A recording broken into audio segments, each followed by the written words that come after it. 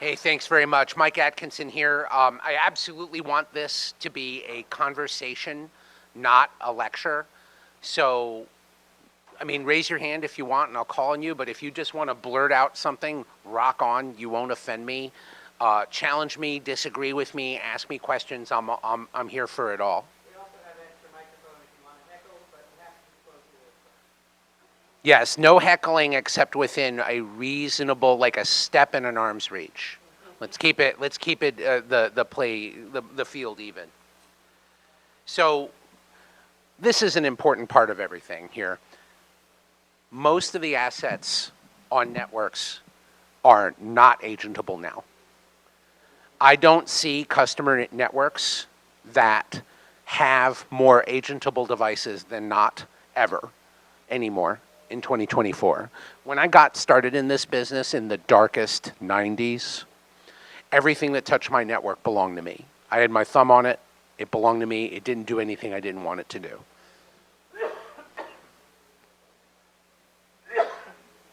Now, the opposite is true. So I do want to point something out on this slide before I start speaking to the content. My boss was reviewing my slide deck and told me that she is too happy. So I fixed it. Old school IT asset tracking was literally a guy with stickers and a clipboard filling out a form. And it was awful, and it was time consuming, and it was expensive because the human involved, even if they're, underpaid, is still a human that you are paying. And hardware and software were tracked separately. It was awful. And we did it because the business managers insisted on knowing where the assets were. They wanted to know about costs. They wanted to know about depreciation. They started caring about shadow IT before that term was a term. And software licensing deals drove this to new heights. Has anybody here gone through a software license audit? Was that fun for you? So clearly, this was difficult for people, and it evolved over time. Software license tracking became its own industry, and then we started getting configuration management databases. And they were populated by multiple manual processes, often by the help desk team. And it didn't work. Asset visibility and control is an unsolved challenge. Anybody want to talk about anything on the screen here? I'm not going to read it to you unless you insist. I don't see any of the high schoolers in here, and they all struck me as literate. Okay. So here are the challenges that we see constantly with asset visibility and control. Accurate and complete asset inventory. Raise your hand if you think you have an accurate and complete asset inventory. Thank you all for your honesty. IT hygiene and technical debt. Let's talk for a second about what sector I serve. I'm the SE manager for state, local government, and education for Armis. So I never meet a customer that does not have horrific technical debt. It just doesn't happen. Customers who have a lot of effort and smarts behind their efforts. And I'll talk about a former but not a current customer for just a moment because it's relevant to the people in this room. The state of Iowa, one of the best state SOCs I've ever seen. They are really fantastic. The state of Iowa really knows how to do IT and IT security. And they would not tell me at all if I were speaking to them today that they've removed all their technical debt or even close. Control and reduce the asset attack surface. That's a big one. Manage asset vulnerabilities and prioritize by risk. I'm going to talk about that at some length. Detect and mitigate assets impacted by threats, compliance with internal policies and industry standards. Does anybody feel like they have any of these squared away in their environment? Yeah, it's nobody really feels like they do that I talk to. And so when you don't have asset intelligence, this is where you're at. You've got your managed devices protected by traditional security, and you're probably in reasonably good shape. And don't think that I'm slagging on any of these vendors. I've been a Cisco practice manager. I worked at Tanium. I've been a Qualys. I didn't work for Qualys, but I was doing a consulting work with Qualys. Done a ton with Gigamon and Fortinet. I've worked with all of those. I'm not slagging on any of them. They're what you would put on your traditional agentable assets. But there's so much more that you're not protecting when that's your strategy. I'm not saying that you shouldn't protect your managed devices, because you should, but you don't have nearly everything covered when that's all you're doing. So I'm going to take a break from that and talk about the Gartner hype cycle. I haven't seen one for 2024 yet. If there's one out, I haven't seen it. I will tell you that the difference between the 2022 and the 2023 was really minor. So we're going to stick with the one I've got, the 2022 hype cycle. And we're going to talk about chasm. Before we do that, I do want to talk about how you should look at this. This is expectations and this is time, but this is a snapshot. This is where Gartner thinks each of these things are as of July 2022. So they think chasm is in the innovation trigger stage, and vulnerability assessment is in the plateau of productivity. That's what Gartner is thinking about this. Chasm? What the hell is that? Cyber Asset Attack Surface Management. This is a term that, as far as I can tell, Gartner made up. They do like making up terms. Gartner defines chasm as an emerging technology aimed at empowering security teams to solve persistent cybersecurity asset visibility and vulnerability challenges. I would have said protect the attack surface, but I've never worked for Gartner. Their definition includes remediation and alludes to automation. Good. Gartner further defines chasm as working solely through API integrations with existing tools. Okay. I'm told that there are corn code options here for people who do well in this talk. What's wrong with that last bullet? Not you. Anybody want to take a stab at it? I promise I will not make fun of you unless you make me. Sir. Louder, please. What's that? Hard coding an API? That's fair. It's not where I was going.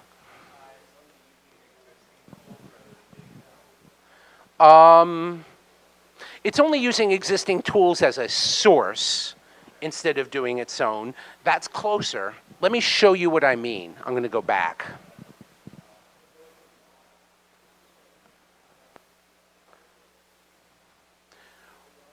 We don't know what the hell we have. There is no existing tool with an API for all of this stuff. There's nothing. You can't manage that way.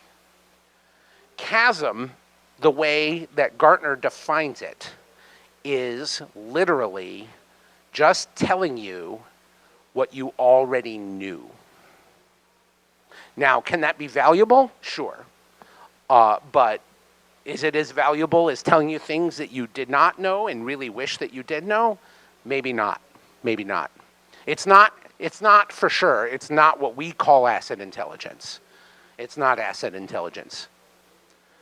So let's go back to the Gartner hype cycle and talk about vulnerability assessment. That is in the plateau of productivity. Is there anybody here who believes that their vulnerability assessment that they're doing now belongs in the plateau of productivity?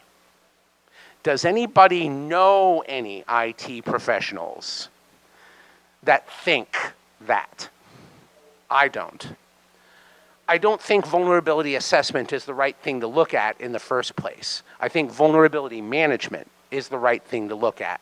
And I would not put it here were I writing this hype cycle. No. Does that make sense to everybody?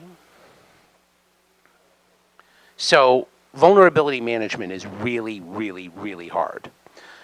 There's a huge volume of vulnerabilities. You could easily, even in a small to medium-sized network, have tens of thousands to address. You don't know where the vulnerabilities are because you cannot scan everything the way you want. Some vulnerabilities can only be found with active scanning. Some vulnerabilities can only be found with credentialed scanning. But there are lots of devices that if you scan them, you break them. So you scan a electronic door controller and you knock it over, and now the door is open or it isn't. But you can't change that. That's not good. Now maybe it'll reboot and come back, but it's still not good. You scan for vulnerabilities in an infusion pump in a hospital connected to a person. Did you just kill somebody? Let's not find out. So there's a huge swath of types of devices that if you are scanning them, you are wrong. And you will know because when you scan them, your users will start to scream. You've probably learned this, hopefully the easy way, by just not scanning the things that shouldn't be scanned. Lack of process management and automated workflows. I cannot emphasize this enough. The smartest security teams that I deal with, and two of them are here in Iowa, they work really hard on the process management and automation, and they're not satisfied with what they're doing. Their workflows are not sufficiently automated. It's not working the way they need it to. It's hard. It's manual. It takes a lot of time. The people who are doing it are expensive. And then missing vulnerabilities from unscannable assets. So what do we need to do? We need to identify vulnerabilities, but if we don't add asset context and ownership, we've got some serious problems. The biggest problem with ownership is who is going to patch it. If you don't know who owns it, you can't tell them to patch it. And context is really important because of prioritization. And that brings me to prioritize the most urgent. Every organization I speak with, from the DoD down to, okay, I won't name this person or this customer, but it is a county here in Iowa. I've been talking about them for a long time, longer than I've been in Armis, where the IT director gets in a plow and plows the streets and the highways in the winter, because in this county, this very small rural county in Iowa, it's all hands on deck for the snow plows. I'm not making this up. He brings his dog. I have shaken his hand. I have pet his dog. Okay? Everybody I talk to has limited resources to address risk. Everyone. So if you have limited resources to address risk, what do you need to do? You need to prioritize. So how do you prioritize the most urgent? Unless you understand the risk to the business. Do vulnerability scanners do a good job of showing you the risk to your business? They do not. I'm not slagging on vulnerability scanners. We need them. We're not telling you to get rid of them. But they don't tell you that. Take action to remediate or mitigate. There's a third choice that isn't on my slide and should be, which is ensure or accept. Four choices. Our classic four choices is mitigate the threat, remediate the threat, accept it, okay, hopefully that doesn't happen, or ensure against it, right? But how do you do that unless you can automate it? Now, I don't like this word a whole lot. I try not to say it. It's like the F word to some customers. They don't want to hear about it. The promise of orchestration has been grossly overstated, I think a lot of customers think. So while our marketing materials do use the O word, I tend to talk about automation because that's closer to what we actually do. and manage the process. If you're not doing process tracking and management via workflows, how do you know what's happening? If you're not measuring it, you're not managing it. This all makes sense? So let's also talk about CVEs, because a CVE that's critical to someone somewhere may or may not be critical to you. You may have devices that are impacted by this critical CVE, but it may not be critical to you. I'll pick on the state of Iowa again, because not because they're an Armis customer, they're not, just because you all know who they are. If a laptop belonging to the governor has a small priority CVE on it, that may mean more to you than a kiosk machine telling people where people are in the building with a critical CVE. Does that make sense? Also, more importantly, bad guys aren't using all the CVEs. We want to be focused first. We want to prioritize first the CVEs that the bad guys are using or that they are about to start using in their attacks, right? So we need to know a lot to prioritize accurately. So the risk to the business depends on the asset that holds the vulnerability. Pretty straightforward. What is the asset's function? Who owns it? Does it have sensitive data? How much does it cost? If you're not doing it this way, are you doing it right? I would say you're not. So you've got to prioritize critically vulnerable assets first. There have been a lot less audience participation than I was hoping for. Nobody seems to want my corn code. I didn't ask pertinent questions? You need to ask pertinent questions. Okay, do you have any? Not yet. Okay, this might be a shorter talk than we planned. So what is asset intelligence? The first thing is visibility, and I want to be really clear on this point. If you don't see it, you cannot secure it. If you do not see it, you cannot prioritize it. If you don't see it, you don't even know what it is, much less what it's doing and what problems it may have. Does that make sense? Do we have to see everything? I got a yes. The man in the green polo gets my corn code later. I'm sorry, the green button down, my mistake, sir.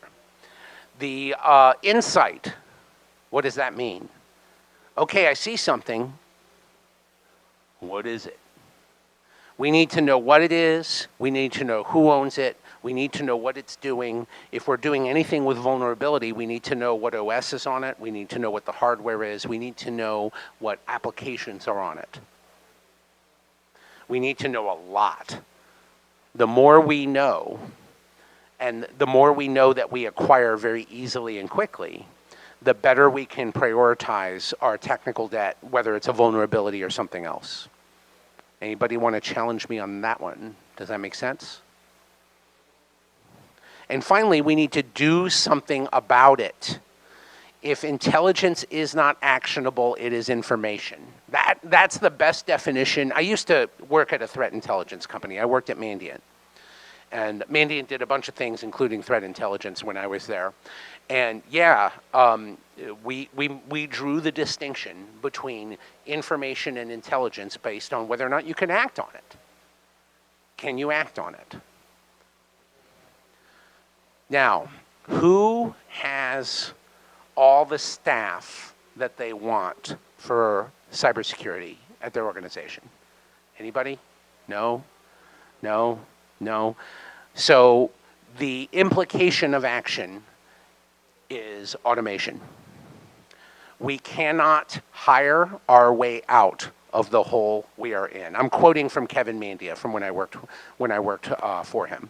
Indirectly. I did not work directly for Kevin, no. We cannot hire our way out of this mess, the hole we're in. We can't. We must automate. There aren't enough computer science graduates this year for all the open cybersecurity jobs. And most of those computer science graduates are not going into cyber. They're doing something else. There just aren't enough people. We have to automate out of it. And because we've got time, I'll talk about something that's not in the slide deck.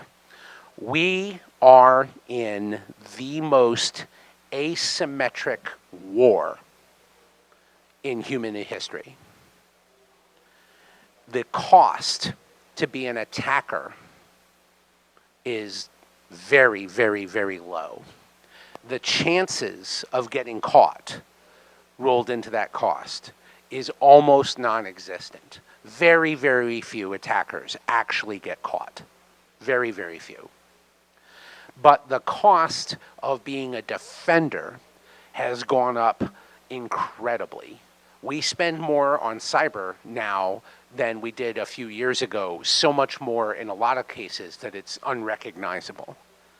It's a huge difference.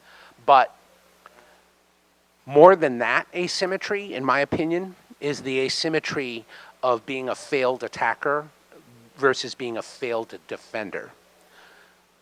Attackers fail all the time. They can fail 1,000,000 times and succeed once and be maybe very highly successful, depending on how well they automated their attack. That can be a whole living. They could hit 1,000,000 different attacks and find one that works, do ransomware, and win. If you are a defender, if you lose once in 1,000,000 times, you are terrible. If you lose once in 10,000,000 times, you've still lost. You're still standing up in front of the board. You're still standing up in front of the cameras. It's not good. So asymmetry in warfare is only dealt with intelligence. So what are the other options that we can do other than asset intelligence? So device visibility and classification. Do NAC and other security tools do that? Not well. Does Yuba do that? Not really at all. Anomalous behavior and threat detection. Well, most NAC and security tools have limited or no understanding of behavior. They might recognize the wire image of an attack, old school IPS, but it's hard to look at anomalous behavior, at least on the wire, and understand that it's an attack. On an endpoint, it's a different story, admittedly, but that's okay. I'm completely good with you. Please, for the love of goodness, use an endpoint security agent. Yuba misses anything that doesn't generate traditional logs. Unaware of asset peer group behavior, no knowledge base whatsoever. Yuba just doesn't do that. And that's not a shot at it, it just doesn't do it. Awareness of the network topology. NAC and other network security tools tend to only enforce traditional network segmentation. Admittedly, there's some more flexibility in there than from when I first wrote this slide. The microsegmentation, the zero trust technologies out there, they're getting better. And then Yuba only understands user roles but doesn't understand network topology. Content awareness, NAC and other network security tools, Yuba, they don't have any. Traffic monitoring, they do next to nothing. Does that all make sense? Everything good there? Okay. There will be exactly one slide from marketing. It's coming. The word almost should have been struck from this slide as of last week. We are now over 5 billion devices that we are tracking and monitoring right now. We have tens of millions of unique device profiles. If you have an IP camera, if you have 1,000 of the same make, model, and firmware revision of IP camera, we might be watching 1,000,000 of them. So we know. We know what they're supposed to be doing. We know what they're not supposed to be doing. This collective asset intelligence engine, we're claiming it's the largest AI engine in cybersecurity on Earth. I'm not sure I can prove that. I'm not sure that that's accurate. That's what marketing is saying. They might be right. I actually don't catch marketing lying at this company, which is really nice. But what I will say for sure, and this I have done my own research on, is that our asset intelligence engine is 10 times larger than all of our competitors combined. We own the space.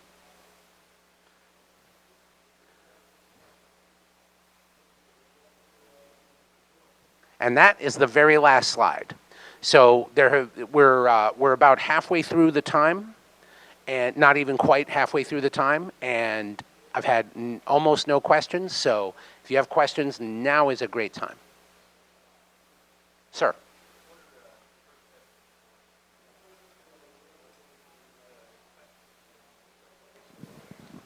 What are the first steps in collecting asset intelligence and especially legacy devices? Did I summarize your question correctly? Number one is visibility. Got to see them all. Got to see every single one of them. And then number two, immediately following, you have to identify them really well. So if those legacy devices are not identified, you have to do the work and get them identified. That might mean you send a human to it and take pictures of it. But that should be rare if your asset intelligence vendor has, the world's largest asset intelligence database. That shouldn't happen too often. Now, I worked with a large customer who isn't present today. That's all I'll say about them.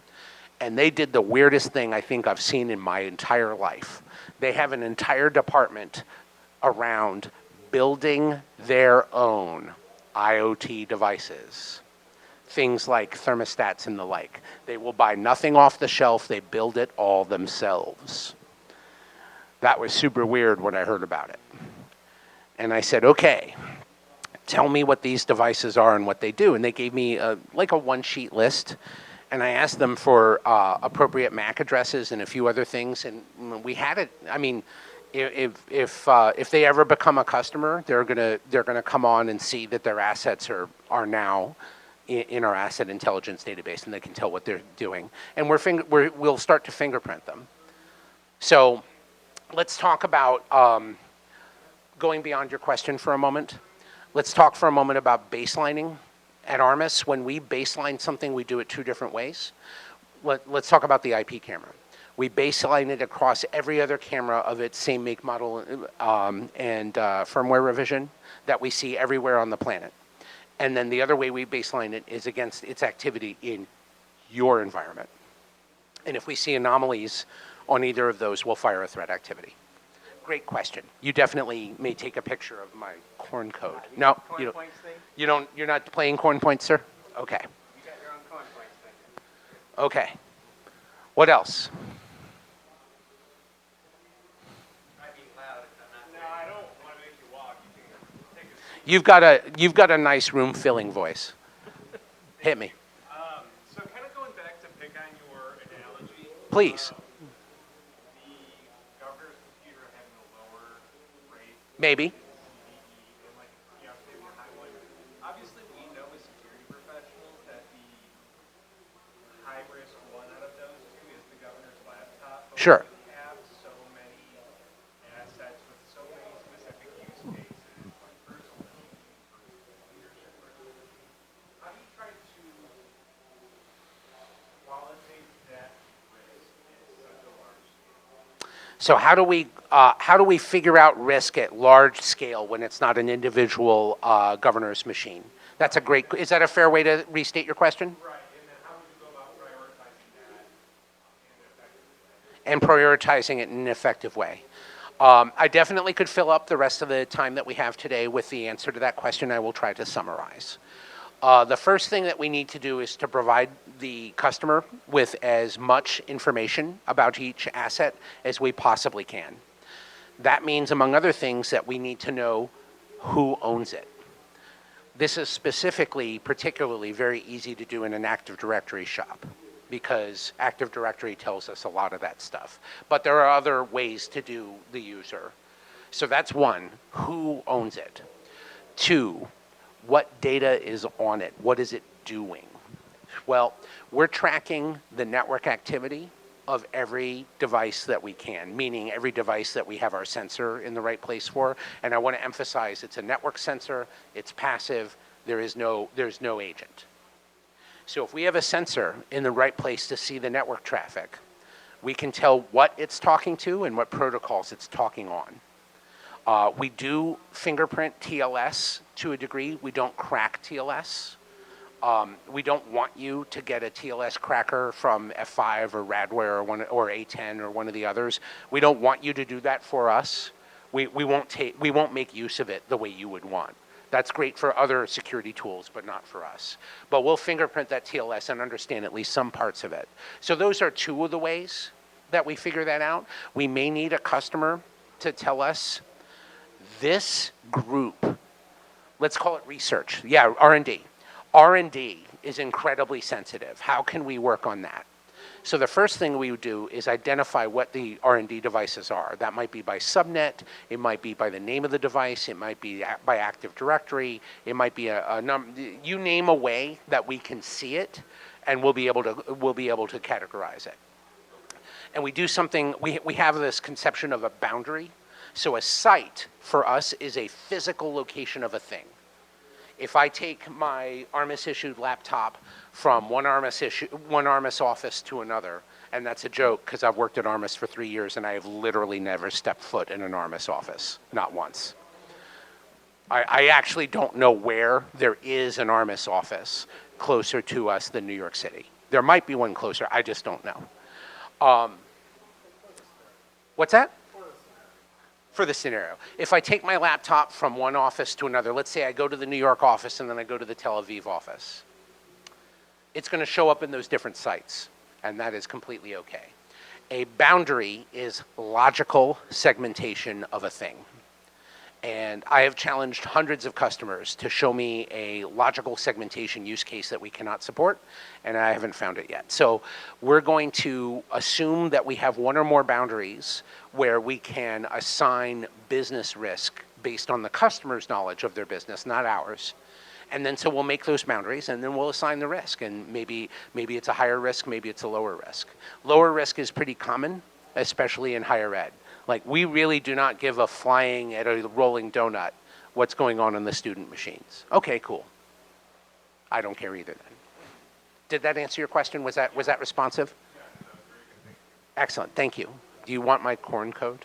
Okay. No, it's reusable.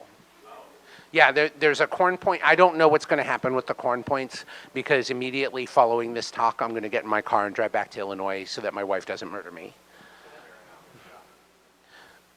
Her birthday party's tomorrow. I cannot. Yeah. I also. Nah, I'm not going to tell that joke. That's a bad joke. Go ahead. Any other questions, comments, challenges? Bring it on. I can take it. Yeah, it's that metadata that's a killer. Also, you mentioned sensors. Yes. You know, this is the thing that always killed me in my thing. We have an enormous number of network taps all around the network to manage our high-frequency trading. And whenever anyone said, put another sensor in or give me another tap, it's like, done. Well, we can go on the existing tool ports. If you have I'm doing this right now at an airport. They have an existing tool that they use that uses network traffic analysis. Okay, can we add my collector as another destination? Sure, and we were done. So that can be easy, it can be hard, but most of the time it should be pretty easy. And you mentioned something, metadata, and that's something I want to touch on for a moment. Armis never, ever, ever, ever sends customer payload data off the network for any reason. Your payload data never leaves your network because of Armis, not ever. It is only metadata that we collect. We're about 10,000 to 1 between the traffic we see in network traffic analysis and the data that goes up to our cloud. What else you got? Anybody want to ask me about how you deal with a 20-year-old that wrecks cars like it's going out of style? I told my wife when we found out that he was taken from one of them by ambulance with suspicion of a broken neck. I'm bombing down the highway at 120 miles an hour thinking of that I'm going to break his neck. And I got the call that he's out of the hospital, no broken neck, back at his apartment, everything's okay. So I back way off the gas from the felony levels. And I spent the next hour and a half thinking about how I was not going to kill him. First words out of his mouth were, "You're throwing me off the car insurance, aren't you?" Yes, I am. So that's how my son, the Honda Seidel maniac, saved me money on my on my auto insurance because I took him off of it. We actually end at about 1:45 because they have closing at 10:02, so we still have time for best discussion. So we got about 10 minutes left. I've got a lot of jokes about my kids. I have a couple of jokes about Jeff, but not too many, and they're not too bad. Most of my jokes are self-deprecatory. It's stories about me being an idiot. I can do that too.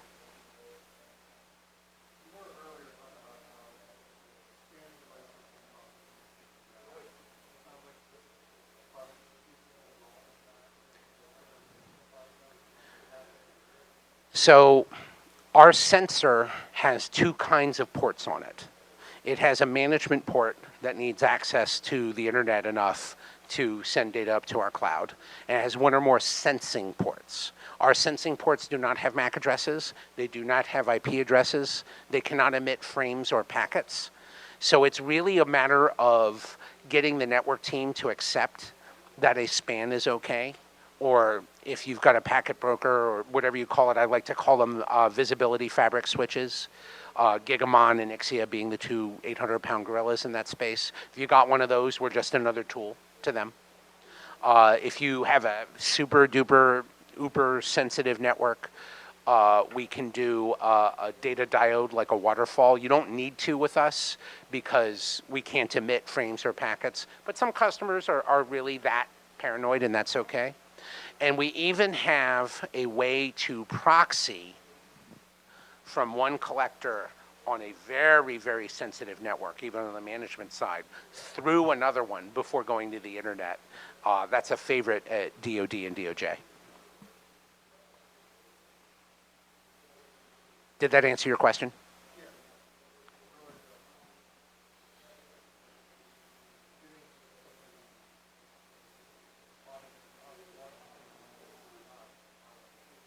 The auditing of what exists, not how it exists. That's fair. That's fair. We do help customers with things like out-of-date hardware. You can do custom fields if you wanted to. It's very easy to use our API to put an acquired date on every device, put a retirement date on every device. If you want to tie it to a purchase and you have like a purchase code or a PO number or something you want to tie it to, you can do as much of that sort of custom attribute work as it makes you happy to do.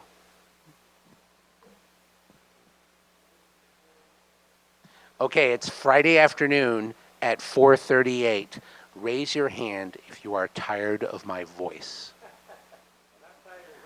Oh, Jeff, you don't want to do that. You don't want to go there, bro. Unless there are any other questions, comments, accusations, threats, we can call it here.